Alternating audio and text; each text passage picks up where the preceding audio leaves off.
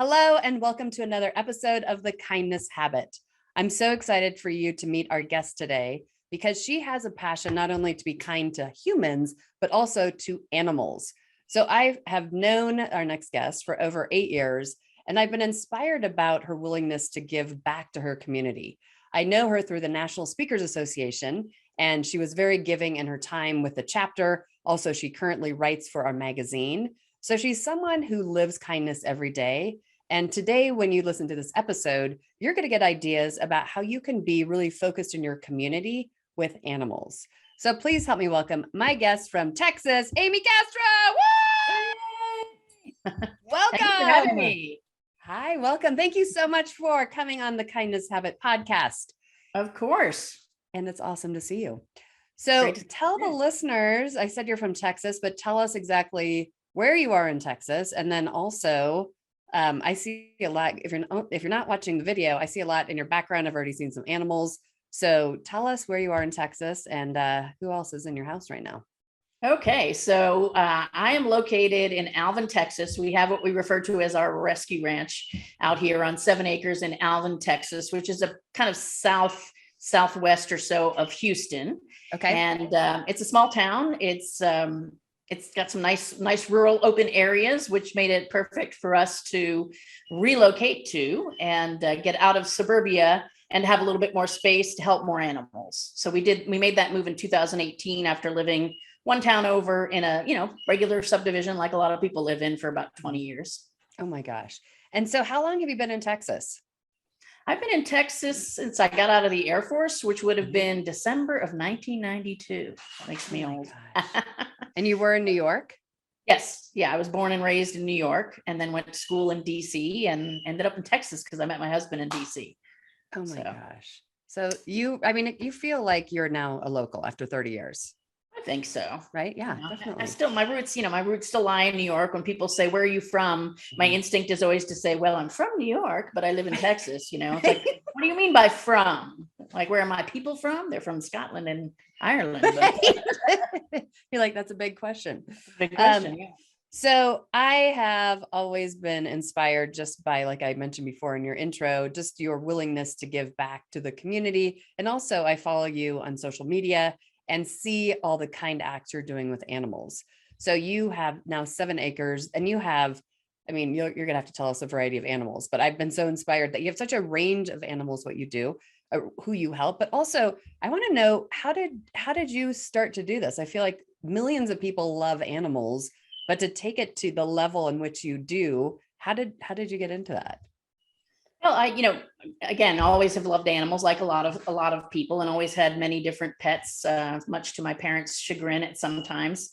But when I was living in Friendswood, Texas, which is one town over from where I live now, when they moved the municipal animal shelter from the other side of town to literally almost across the street from my house, I thought, okay, that must be some kind of sign that I need to get back involved in animals. I had worked in the animal world before. I worked at a veterinarian's for 8 years. I worked at a dog groomer. So I've always, in the background done something related to animals, but I just figured it was time to get back into volunteering.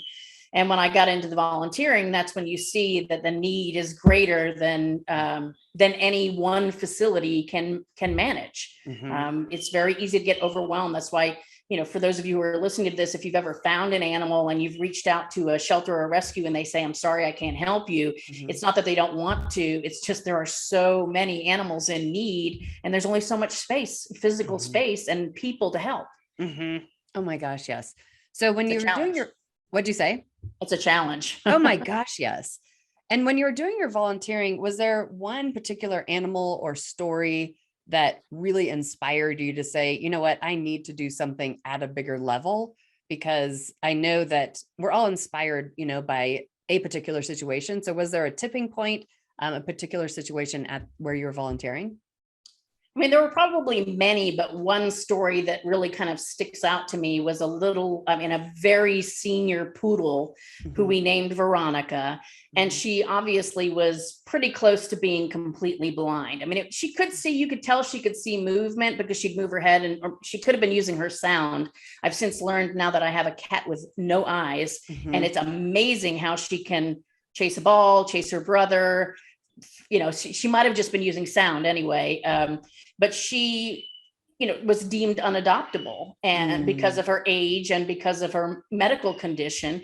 And most of the time in shelter environments, especially municipal environments, they either have $0 budget for providing medical care, or they have a limited budget. And this particular facility had I felt was relatively generous at $100 per animal, but to take her to an ophthalmologist it wasn't going to cut it. So I started kind of doing things out of my own pocket and spending, thousands of dollars on various animals. But this particular little dog, we went on to get her eyes checked and treated. And we were not able to restore her sight, but we were able to get her comfortable. And she was actually eventually adopted by somebody local who adopted her for her father, who lived in Virginia. And the pictures that they sent of this man with this dog, and how much, he's sitting in his little wheelchair holding this little dog like a baby and just loving on her. And probably about 6 months after she was adopted by him, he was diagnosed with terminal cancer. And when he passed away, and the family still kept the dog, but when he passed away, they, wrote to me and basically said that dog made his last months, just so much more tolerable and so much more happy, because he had something to love on like her. And it's like, okay, we need to have an organization where we can do more. Oh my gosh, yes. I will also say too, just, the part of the story of Starlight Outreach and Rescue is not just about helping animals. The real trigger that pushed me into not only naming the organization, but just pulling the trigger and moving forward. We all talk about, someday I'm going to, or maybe next year I'm going to, but one of our volunteers at the shelter, a 14-year-old high school student, passed away very unexpectedly. And part of her death was related to a lack of kindness, and not on the part of her family, but on the part of others. And her middle name was Starlight, because that's what parents, be warned, when you allow your children to have a say in the name of the new baby, you never know what the baby's going to be named. So her name was Emma Starlight Hyde. They had a compromise. And, it just was kind of earth shattering to me that, a 14-year-old could feel like the world was so unkind that, it wasn't a place to be. So Starlight Outreach and Rescue was basically born that day. She passed away in October of 2017, and we had ourselves up and running by December of 2017. Wow. Oh my gosh. What a story. And also just a reminder about how important it is to be kind to people, and also to make sure that that you can make a difference at any time, to not say like one day I should do this. But I love, like, you had so much urgency in actually starting this. Right. So since, your story is beautiful about the man who, his last 6 months were so much better. Everything that I read, the research suggests how much our stress and anxiety are reduced by animals. And have you heard any of the current stats now? I know that everything I'm reading, 70% of us are experiencing way more stress and anxiety and loneliness and depression. Have you heard any current numbers about like the power of animals in the last couple of years? I can't think of any specific numbers off of the top of my head, but I will say that I have seen a lot of articles that talk about, not only animals reducing stress and anxiety. I mean, think about the rise in emotional support animals, and how much, or animals for veterans or other people who are going through PTSD, and how much they help them to feel safe and secure. And I know there's always, when I go to my doctor and she's checking my blood pressure, I always try to think about, I'm petting a golden retriever puppy, because there's a lot of research that talks about, petting an animal or thinking about animals lowers your blood pressure. And that's how I get away with a good blood pressure check. So, I like so yeah, I that mean, tip. I think animals do bring, joy and peace, Mhm. to our lives for Oh sure. my gosh, yes. And so talk about the variety of animals that you have helped make a difference with, because I love all your photos. I mean, you have such a range. So in all the years that you've had your rescue, tell us about, kind of the variety of animals. And then if there's a couple examples that you would also like to share with the listeners about, because there's so many animals who no one wants, and then you take and then you find a home for that are so inspiring. So what's the variety of animals? Well, the variety, I mean, we kind of stick within a range of species based on, not only our knowledge of caring for those animals. I don't take in exotic pets per se, like lizards and things like that, because Lions. no lions, no, we don't do that. I think you probably need a special license for that of some kind. We have equines. So we've got a pony, we've got a 31 or 32-year-old horse, and we've got 3 donkeys. And then we have, we didn't intend to necessarily, it's interesting because our logo has a bird on it. And when the person drew the logo, I thought, oh, we're not going to do birds. Well, we have birds. I don't know if you probably can't hear them in the background. Oh, I can hear. I love them. Okay, Yeah. you can. Yes. They're squawking in the background. They might start whistling or singing the Andy Griffith song at some point, or whistling the Andy Griffith song. What kind of birds are they? So we've got 2 cockatiels and 2 little parakeets. So nothing Okay. super, parrots and things like that are a little beyond my, the whole point is to rescue and care for them properly. And so Right. I try to stick with what I know how to care for. Mhm. And then lots and lots of cats and kittens, and then, dogs and puppies when space allows. We definitely, even though we have the rescue ranch, we've got a cat building that is probably, it's actually 10 by 20, so 200 square feet. And we've already exceeded that. And now we've insulated the garage, 20 by 20 garage. We've got cats in there. So we don't really have a dog building per se. We really rely on fosters to help with that. And that's something that, that every rescue is always in desperate need of, people that are willing for short or long term to bring animals into their home, because even if you have a building, there's only so much space. And so, for dogs, we're limited to dogs that can come into my home and be okay with cats, be okay with kittens, be okay with my own, I've got a 5-pounder up to a 55-pounder. And I don't want anyone getting murdered while I'm not looking. So, we need to make sure that everybody can get along and be peaceful. Right. So it gets a little bit dicier, but we do have plans to build a building, like an actual shelter building on our property. We actually already have it staked out, and we're going to be doing a capital campaign, hopefully in the near future, to raise the funds to get that going, so we can have dogs that may not jive with my dogs, but but they have they've a got place space. to be. Yeah. Yep. And then when we were chatting earlier, you showed me your dining room table with a dog on it right now. Yeah. So can you show those people who are watching the video, and listeners, if you are not watching the video, I'll explain what Amy's going to show me in a minute. Okay. So keeping in mind, before I show you what I'm showing you, when you cross over the line into animal rescue, your standards of what's okay and what's not okay change a little bit. Okay. My mother would you've given your home to animals. When Yeah. I hear that you turn your garage into a safe place for animals, you take in different animals, even when you can't find enough fosters, and make room for them. I've seen your photos of that. So I know that this is not what everyone's home would look like. And it's a reality of when you are making a difference to save animals, in a kind way. Right. So let me see if I'm going to do this without making everybody seasick over here. Okay. And if that's not close enough, I can get up. And I can see right can you there. See the little, yes. Of course, Cookie. She's sleeping. Do you see her sleeping in the corner? Of course she's sleeping. Yep. Okay. Yep. So we can see some, and listeners, if you're not watching the video, so on the dining room table, there's multiple bags of dog food. And then there's an actual place where the dog is actually sleeping comfortably right in your dining room. Yeah, so we've got Cookie sleeping in a pen there. And the reason she's in a pen is not for, not because she's naughty and needs to be kept in the pen, but she was actually found on probably an 8-lane freeway, where a Good Samaritan had to actually stop her car and put herself in danger to rescue this dog. She has a horrible case of road rash on her back and different lacerations on her head and a broken pelvis. And she's an 8-month-old puppy, probably a Maltipoo based on the looks of her. Yeah. And she, she would have been killed. I mean, she would have been run over.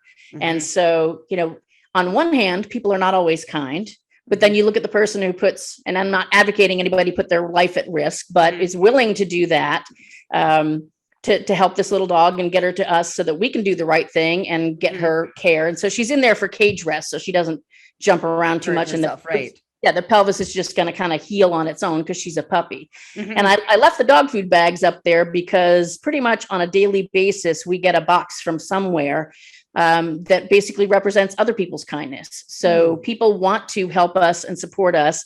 So we get lots and lots of dog food, cat food, toys, a variety of things, whether it's stuff that we've asked for, which we do Mhm. have, an Amazon wish list and other wish lists that we put, or we put out an appeal. And people, I mean, sometimes I put it out an appeal in the morning and it's on my porch in the afternoon. So Oh my it's, gosh. hopefully, oh wait, is she getting up? Cookie. Oh. Yeah, maybe she'll get up and I can show her to you again. Oh, she's so cute. And so, you make a good point that not everyone is going to get out of their car and actually, rescue a dog like that. And also Right. at the same time, you made the point that everyone can do something. So Right. you have an Amazon wish list. How would people find that if they wanted If to do? if people went to our website, which is www.starlightoutreachandrescue.org, all Mhm. spelled out, everything about us and what you can do to help is basically on there. There's a link to our Amazon list. There's a Mhm. link to Foster Adopt. There's a link to our volunteer applications. So it's all there on our website. Mhm. And it's something that doesn't cost you anything. You just choose us as your charity, and actually you don't even have to go to the website. When you go to Amazon, you set it up, and it just asks you to use your charity, and we're in their system. Oh, great. Okay, Yeah, good. And yeah. then those people who want to make a difference in their own community, what advice would you give people as far as reaching out to their own shelters and finding a way that we can be kind? So I use the kindness scorecard with a lot of my different trainings that I do with my Yeah. clients. And one of the areas is community. And we all can make a difference in our own backyard. There's a lot we can't control, but we can really make a difference in our own community. So, what advice would you give listeners to really make a difference for animals where they don't, maybe they can't? I mean, fostering would be one, but like if they can't foster, what else would you tell people that we can do something like not what we can't do, but like what could we do today? Yeah. Well, I mean, my first, probably biggest overall piece of advice is to ask what they need and not to presume what they need. Mm-hmm. Too often we'll get donations of things where I know the person's heart's in the right place, but we can't use that Mm-hmm. thing. And then we have to try to, now it becomes a job to figure out how to Get rid find of it. somebody else, because you don't want to Yep. just throw it away, but I can't use that. It's not appropriate for my animals or whatever it is. So, first find out what they need, and then, based on what they need, then decide what you can do. So, obviously fostering is one option. Volunteering in a facility, or volunteering at events, even if you can't do something on a daily basis. We have people that come to the rescue ranch every day that help us just clean cat cages, but not everybody can do that, based on their schedule. So Yep. help at a special event, do a fundraiser, do a food drive. I mean, there are so many things you can do to help. Mm-hmm. Most places have Facebook donation options as well. Mm-hmm. You got to, you're not going to drink your Starbucks this week. Donate the $5 or however much Starbucks is now, to a rescue to help support Mm-hmm. them. But the biggest thing, I think, and I had mentioned this to you before we started talking, is that, don't just think, act. Do something, whatever it might be, Yes. however little or however big. Any action in the right direction is going to help that rescue Oh or my that gosh, shelter. yes. Yes, for sure. Yeah, and small things that we can do. And also I think it'd be fun to do something with your company, like adopt a shelter. We Yep. used to do something actually with a women's shelter when I lived in Reno with our book club, where we would call the shelter and find out what they needed. The same thing we could do with animal shelters. I was just talking to one of the trainers at my gym, and they had a yoga and dog event. And I think he said they had 20 dogs come to the yoga class, and they had 12 adopted that day, which I thought was neat. So Yeah. also just being creative in your own community and see ways that you can help. But just, I love what you just said. It's like, instead of liking like people's social media, like, oh, that's cute, like do something. And it Yeah. can't, like, if we all do something small that is kind every day, like Mhm. think about what this world would look like instead of just saying like, oh, Amy's doing all this. How can we help in a bigger way? So whether it's your time, money, but I love that you said like specifically call and see what they need so Yeah. that you don't have to get rid of like a guinea pig, a guinea pig cage that you didn't Page need or or something like that. whatever. Well, and you mentioned the liking, the liking is great, but even if you can't do anything else, sharing is even greater. Yeah, share the idea. The share is critical. Okay, I have to tell Ooh. you that Missy Pants is up now. Cookie. Let me see Missy Pants. She's tearing up her beddings. Let me see. Okay, this is good. And Missy Pants is a dog. Yeah, her name is actually Cookie. There Cookie. Oh, there she is. You see Now her? we can see her face. Yeah. Oh, and you said she's only 8 months old? Yeah, you can see her head's kind of, you see how her back's kind of bald and she's limpy. Oh yeah, and I can see her. Yep. Kind of a mess right Oh. now because she was all matted and everything else. So, but I think she's going to be super cute. We got some good before pictures of her. So Right. hopefully we can get some good after pictures. And somebody else is coming over here too. Oh my gosh. You're how do you sleep? Come here, you. Got a very, I don't. I have to lock everybody out of my I was room. gonna say, oh, that's your blind kitty. So this is my kitty with no eyes, And Victoria. was the kitty born without eyes? No, unfortunately, she came to us with her siblings, who were basically near death. Luckily, one was healthy enough to cry, and so people found them. And it was funny, the one that was, it's interesting in a litter of kittens how some just have good immune systems and others don't. And the one who was crying never had anything wrong with her eyes, but everybody else had from moderate to severely infected eyes. And she, unfortunately, was one of the puniest ones with her severely infected eyes. But oh, she's so cute. And I decided I just fell for her. I don't usually keep anything because I'd have like 8,000 animals now. But she just so hard. I would not be good at this because I would her keep everything. Yeah, couldn't give her up. So she's my baby. Oh, she's so cute. Yeah, listeners. So if you're not watching the video, you might want to come watch this video because now you can actually see the kitty. Yeah. Well, I love, like I was always raised with getting rescue dogs. My daughter does a lot of volunteering at the dog shelter here in Fort Collins. So, Awesome. and my grandmother used to rescue dogs. So I've always grown up with a mentality of finding dogs from shelters. Obviously, to spray and neuter animals is a huge part of like what we can all do to make a difference. Definitely. But in summary, call your local shelters and find out how you can make a difference. Make it a team event with your company. I think that would be really fun. And like get other people involved, because with kindness, if we can share ideas, share social media, again, we can start to change the way that we feel in this world. We can reduce our stress and also just know that we made a difference at the end of the day, which is what we want to do. So again, Amy, how can people find you? So one more time with your website. So it's www.starlightoutreachandrescue.org, and is spelled out. Okay, good. Well, we're pretty easy to find. We're also on Facebook. We're very active on Facebook as well. You are. And I love to watch. I mean, some of the stories are very sad, the rescues that you find in these horrible conditions. And then the happy part of it about like how you've actually made a difference with these animals and found them home. Yeah. So I want to thank you so much for being such a kind human, for being intentional about making a difference. Like every day you probably get numb to what you do, but like you make a difference in so many lives, whether it's in animals' lives or humans' lives. So thank you for really being a catalyst of kindness. And thank you for being a guest on the Kindness Habit. Thank you so much for having me. All right. Nice to see you and all your animals. Bye. Stop.